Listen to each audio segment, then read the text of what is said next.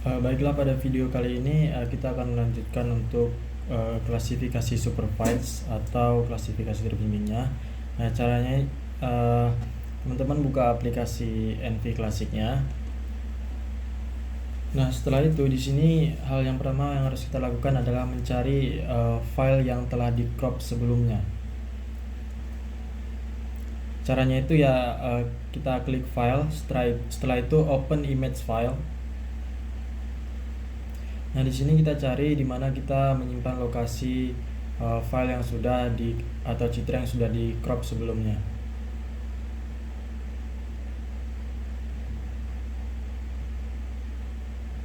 Nah, di sini yang kita ambil itu ada dua ya, yang Pekanbaru _crop sama yang Pekanbaru _crop.hdr. Caranya itu klik, lalu tekan Ctrl dan klik lagi yang HDR. Setelah itu klik open. Nah, setelah itu akan muncul tampilan seperti ini. Di sini kita lakukan yang namanya komposit yang kita lakukan yaitu di sini ada dua. Yang pertama natural color dan yang kedua yaitu inframerah. Untuk natural color caranya seperti biasa dengan kombinasi 4, 3 dan 2. Caranya pada bagian yang ini kita pilih yang RGB color. Setelah itu di sini kita kombinasikan band yang 4, 3 dan 2 untuk natural colornya. Seperti ini. Nah, jika sudah, kita langsung klik load RGB, maka akan muncul tampilan seperti ini untuk wilayah Pekanbarunya saja, karena sebelumnya itu filenya ini sudah kita crop. Nah, untuk natural color ini memang kita dapat dengan mudah untuk membedakan mana daerah pemukiman dan mana yang merupakan daerah vegetasi. Nah, setelah itu di sini kita lakukan lagi untuk kompositnya, kita klik new display. Setelah itu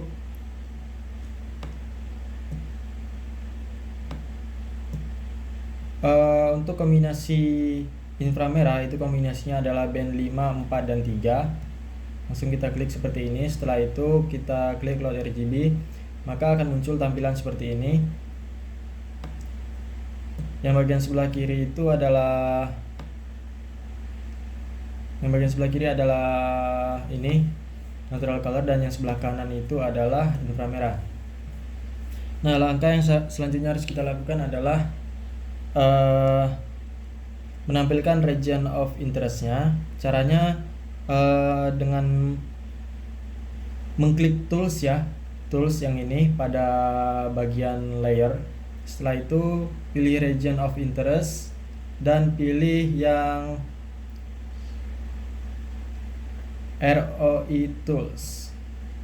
Nah, maka akan muncul seperti ini. Nah, di sini terdapat beberapa pilihan. Di sini yang bagian window ada image, scroll, zoom dan off. Nah, di sini kita bisa bekerja pada layar image, layar scroll ataupun layar zoom. Nah, di sini untuk lebih mudahnya saya akan bekerja pada yang layar zoomnya. Langsung kita klik yang layar zoom.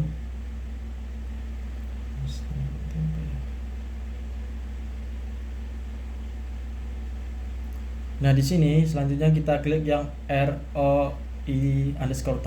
Nah, di sini kita pilih yang polygon. Setelah itu di sini yang selanjutnya harus kita lakukan adalah menandai atau melakukan klasifikasi pada tiap lokasinya. Kita tandai di sini sebagai contoh untuk wilayah yang pertama. Kita coba wilayah perairan yaitu waduk. Di sini langsung kita ketik waduk. Setelah itu untuk warna di sini bisa kita atur. Sebagai contoh di sini waduk saya bikin warnanya warna merun, dan di sini pada layar scroll bisa digeser saja untuk mencari wilayah waduknya. Setelah ketemu kita geser lagi, dan di bagian pojok kanan yang bawah ini itu adalah bagian zoomnya, bagian layar zoomnya. Nah, kita akan bekerja pada layar zoom ini. Cara melakukannya yaitu dengan menandai lokasi waduknya saja dan jangan sampai terkena bagian pinggirannya.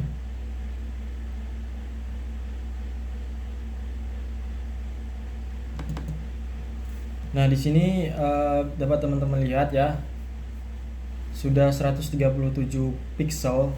Di sini untuk minimalnya itu adalah 11 kali 10 atau 110 pixel. Nah, di sini akan saya tambah lagi untuk biar lebih tambah pixelnya.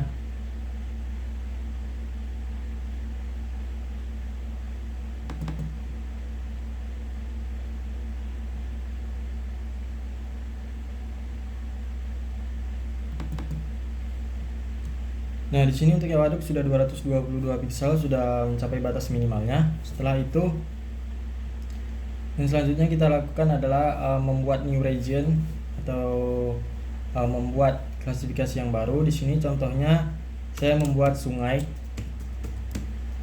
Di sini untuk warna bisa kita atur, terserah kita ya mau warna apa aja. Di sini saya memilih warna biru muda untuk menandai bagian sungainya.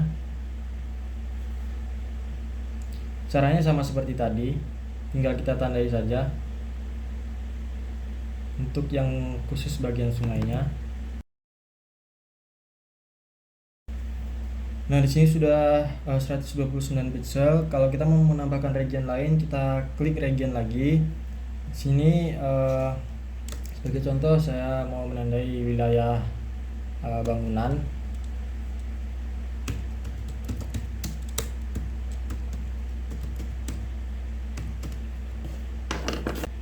Untuk warna bisa kita atur lagi. Di sini untuk wilayah terbangun atau wilayah bangunan itu dia ditandai dengan warna biru untuk di yang inframerahnya ini. Sini caranya seperti biasa, tinggal kita tandai saja. Sini cukup bebas ya, soalnya untuk wilayah terbangun ini areanya cukup luas.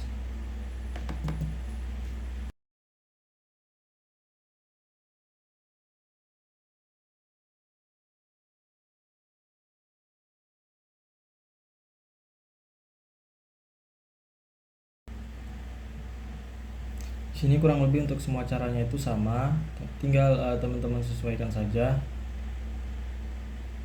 Untuk wilayahnya itu teman-teman, untuk lebih akuratnya bisa teman-teman coba lihat pada Google Earth untuk memastikan wilayah tersebut benar berupa waduk, sungai, wilayah terbangun, perkebunan, tanah terbuka ataupun yang lain-lainnya atau tidak. Nah, pada inframerah ini semakin gelap warna merahnya ini, maka vegetasinya itu dia semakin lebat. Nah, artinya di situ banyak pepohonan dan juga tanaman.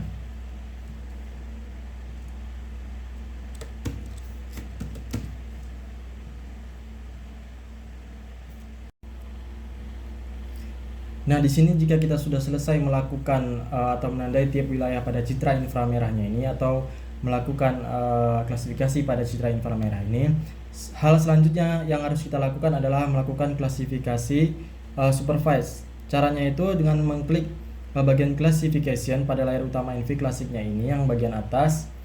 Setelah itu pada bagian supervise ini kita pilih yang maksimum likelihood. Nah, di sini kita pilih citranya, kita klik OK. Nah, di sini kita pilih yang select all. Nah, untuk enter output class file name ini, untuk pemilihan lokasi filenya ini kita klik choose. Nah, di sini kita akan menyimpan file dari klasifikasi supervise-nya tadi. Sini bebas kita mau bikin folder baru atau mau digabung dengan file stacking ataupun croppingnya.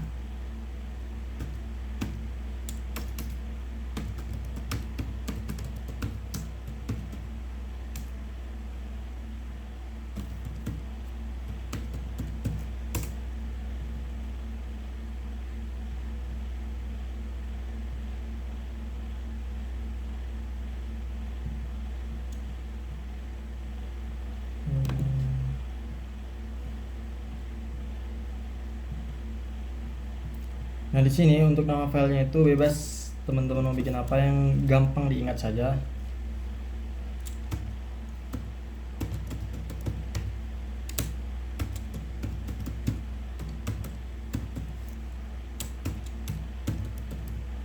Jika sudah, kita klik open. Nah, di sini untuk output rule-nya sendiri kita bikin lagi nama filenya, terserah apa.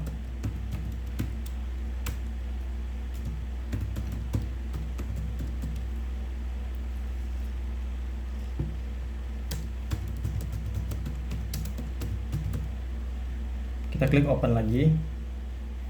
Nah, jika sudah, hal yang selanjutnya kita lakukan adalah mengklik OK. Maka dia akan memulai proses pengklasifikasiannya.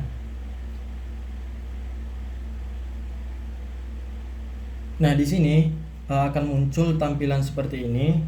Di sini ada dua, yaitu yang supervised class dan supervised yang rule-nya. Yang rule ini itu yang per region-nya tadi, yang waduk, sungai dan lain-lain. Nah, di sini untuk menampilkannya itu dengan cara klik kanan pada bagian yang Max Like Pekanbaru Crop ini. Setelah itu kita pilih load band to new display. Kita klik, setelah itu akan muncul tampilan seperti ini. Nah, ini adalah bagian atau hasil dari klasifikasi supervised yang telah kita lakukan tadi. Di sini seperti yang tadi, yang daerah hijau itu merupakan wilayah terbangun. Daerah yang berwarna putih itu tadi merupakan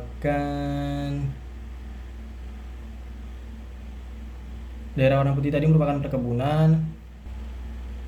Dan yang warna biru muda ini itu merupakan daerah sungai, dan tanah terbuka itu tadi berwarna kuning ya. Padang rumput itu berwarna magenta, yang ini. Dan waduk di samping magenta ini ya teman-teman, bisa dilihat sendiri di sini.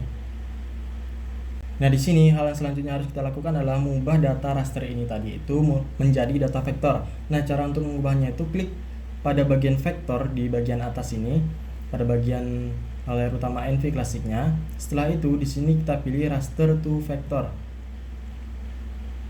Nah, untuk bagian ini setelah itu muncul tampilan seperti ini, maka hal yang selanjutnya harus kita lakukan adalah mengklik bagian yang ini, bagian Max Like Pekanbaru Crop itu. Setelah itu kita klik OK. Nah, di sini kita pilih yang select all.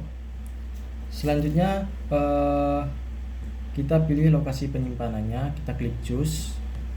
Di sini kita bisa beri nama filenya.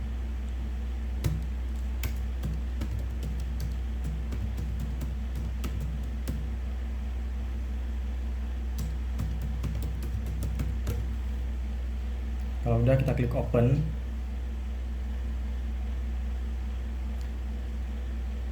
Nah, jika nanti ini sudah diubah menjadi data vektor, maka data ini itu dia bisa menjadi sumber peta dengan bisa dilanjutkan penggunaannya dengan menggunakan aplikasi-aplikasi seperti ArcGIS dan QuantumGIS ataupun yang lainnya.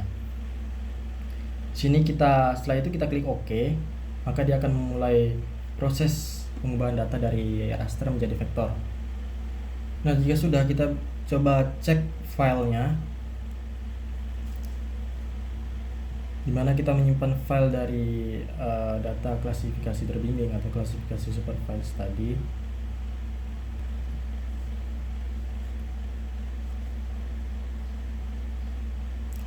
Nah, di sini dapat teman-teman lihat untuk data yang barusan kita ubah dari raster menjadi vektor itu tadi, datanya itu berformat EVF yang ini ya teman-teman, yang bagian nomor 2 dari atas. Nah, mungkin cukup sekian aja video bagaimana caranya untuk melakukan klasifikasi supervised atau klasifikasi terbimbing pada aplikasi NV Classic. Jika terdapat kekurangan atau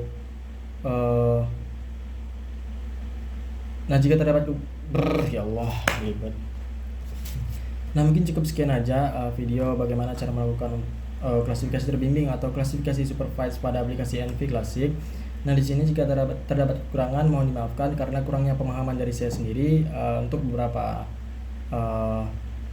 bagiannya atau beberapa fitur yang mungkin saya tidak begitu secara mendetail untuk menjelaskan tiap-tiap fitur dari aplikasi NV Classic serta pada proses dari klasifikasi supervised tadi.